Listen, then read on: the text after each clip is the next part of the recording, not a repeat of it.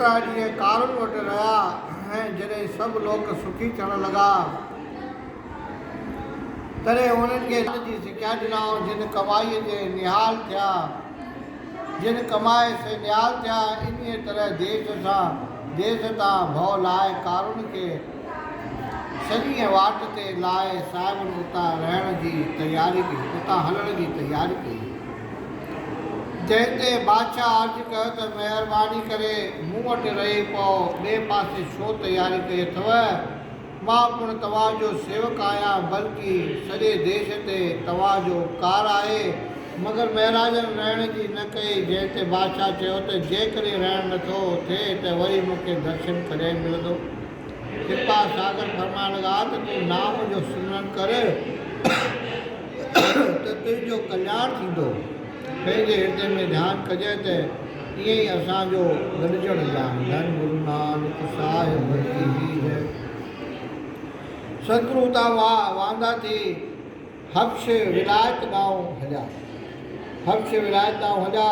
जंहिं देश जो बादशाह वॾो दुष्ट हो, जंहिंजे देश में को हिंदू ॾिसण में ईंदो होन त जे देश में को हिंदू ॾिसण में ईंदो हो त हिकदमि उनखे नाश करे छॾींदा हुआ। अहिड़े ख़ौफ़नाक हंधि नाम जपाइण ऐं उल्टे रस्ते मां कॾहिं सही रस्ते ते लाइण सभिनी कुकर्मनि खां हटाइण ऐं धर्म उपदेश ॾियण लाइ सतगुरु परोपकारी उते पहुता। उन वक़्तु आकाश मार्ग खां साहिबनि जे पहिरण लाइ हिकिड़ो चोलो लथो, जंहिंजो चङो रंग ऐं नमूनो बेमिसाल हो। उन ते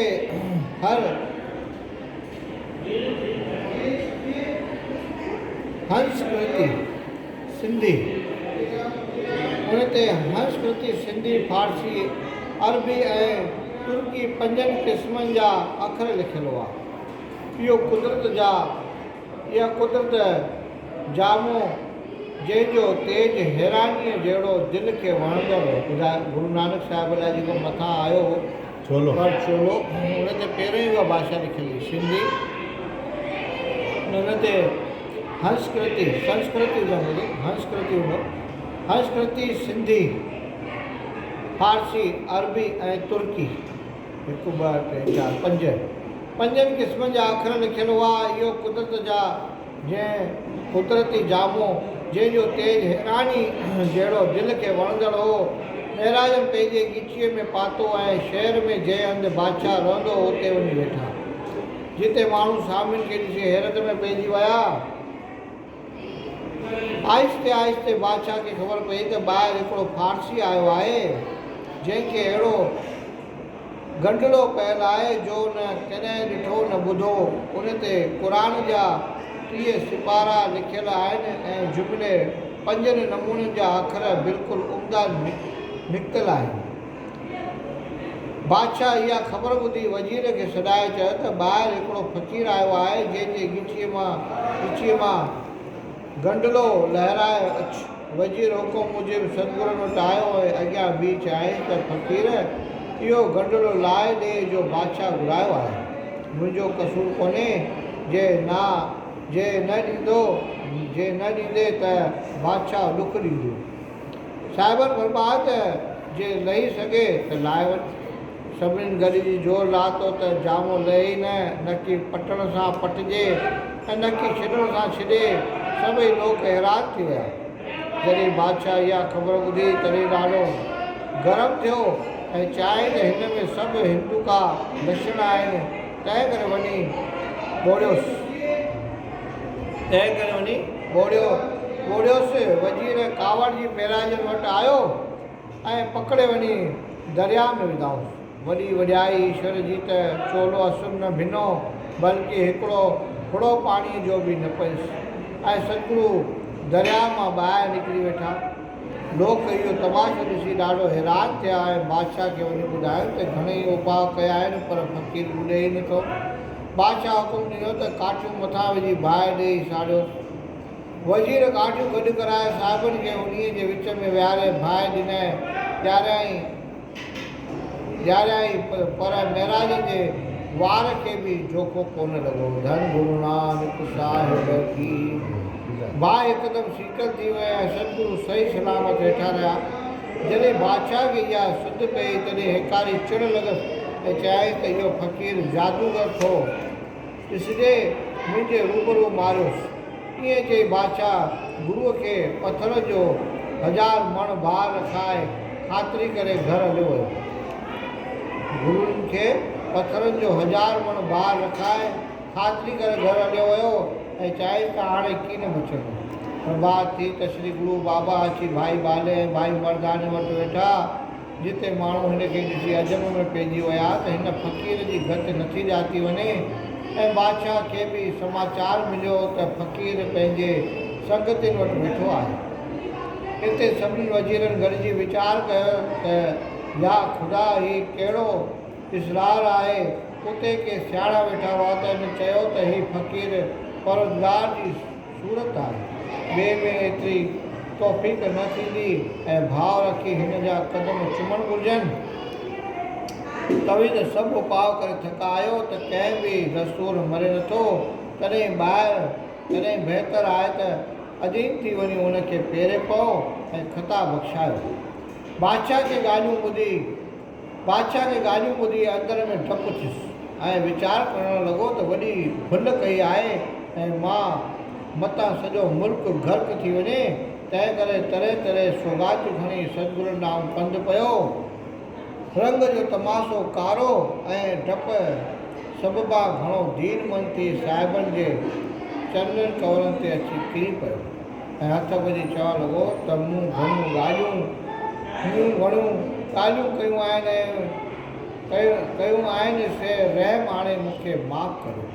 जो तव्हीं गुण सागरा आहियो, ख़बर कान थी पए त तव्हीं पीरनि जा पीर या ख़ुदि ख़ुदा आहियो। अणॼाणाईअ में जेको कसूर मूंखां थियो आहे सो महिरबानी करे मूंखे माफ़ करियो। दीन दयाल स्वामी हुनखे आधीन ॾिसी फरमाइण लॻा त जेकॾहिं माण्हुनि खे माण छॾे ॾी त तोखे बख़्शो वेंदो, न त दोज़ख में वञी घणा दुख पाईंदे। बादशाह अर्ज़ु कयो त मूं सर अची वरिती आहे सो तव्हीं पंहिंजे बिरद जी लज रखंदो, बल्कि उनखां वाधारे ॿियो हुकुम हुजे त बि हाज़िर आहे। साहिबनि फरमायो त जेकॾहिं तूं असांजी आज्ञा मञी थो त धणीअ जे नाले पंहिंजे देश में ख़ैरात जारी रख। बुखे खे अन्न खे कपिड़ा, नंगे खे कपिड़ा, बुखे खे अन्न ऐं नंगे खे कपिड़ा ॾे। हीननि जी परख कर ऐं पाप कर्म सभु छॾे ॾे। हीननि जी परवरिश कर ऐं पाप कर्म सभु छॾे ॾे। बादशाह चवणु मञी उन मुजिब कयो ऐं श्री नानक खे पीर करे पाण मुरीद थी चित सां सेवा करणु ऐं सतनाम सुम्हणु लॻो। तंहिंखां पोइ श्री गुरु बाबा केतिरा ॾींहं उन शहर में रहिया ऐं सभु हंधि संदनि पवित्र जस पखिड़िजी वियो। मुसाफ़िरनि जी पालना थियणु लॻी। हिकिड़े ॾींहुं भाई बाले स्वामियुनि खे ख़ुलासो ॾिसी वेंदी कई त कृपानाथ ईश्वर अवतार श्री रामचंद्र महाराज जंहिं देतनि जे पुल जो नाश कयो आहे, लंका में समुंड जे मथां पथर जी पुल ॿधाए बांदरनि जे लश्कर समेत पार लंघी वियो। उन ज़मीन जे ॾिसण जी घणी अभिलाषा अथनि। परम कृपालु फरमाइण लॻा त बाला तुंहिंजो चवणु बिलाशत कबो। हिकदमि उतां रवाना थिया सिगोई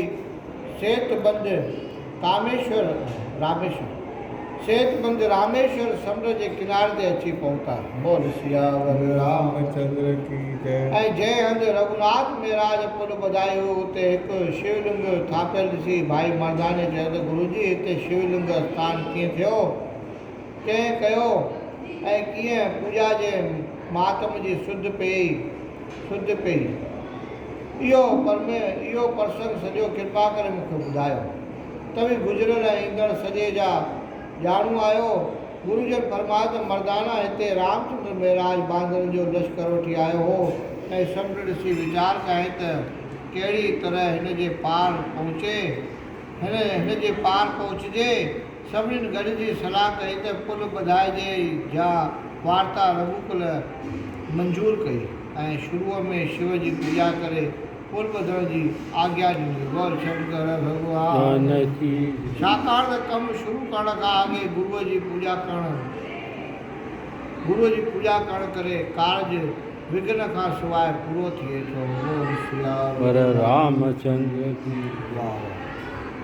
कार्य विघ्न खां सवाइ पूरो थिए थो ऐं हीअ आस्थान तंहिं वक़्त खां वठी हिते हलियो अचे जो रघुवीर पाण पूरो करायो आहे ऐं पथरनि ते पंहिंजो नालो लिखाए कुल ॿुधाई हुअईं। त ॻाल्हि पिणु मशहूरु आहे। भाई मर्दानी अर्ज़ु कयो त गुरू जी इन वार्ता में मूंखे हिकिड़ो संशय थो पवे, सो कृपा करे निवृत करियो त अयोध्यापतीअ इहो कमु कीअं कयो, छो जो हू हर तरह समर्थ हो ऐं हर वक़्तु पाण उते बीठल हो। पोइ शिव जो पूॼन छो करायईं ऐं वरी पथरनि ते नालो छो लिखायईं। साहिबनि फरमाया त मर्दाना भॻवानु हमेशह खां भक्तनि जी वॼाई देवताउनि तोड़े मनुष्यनि में मथे कई आहे।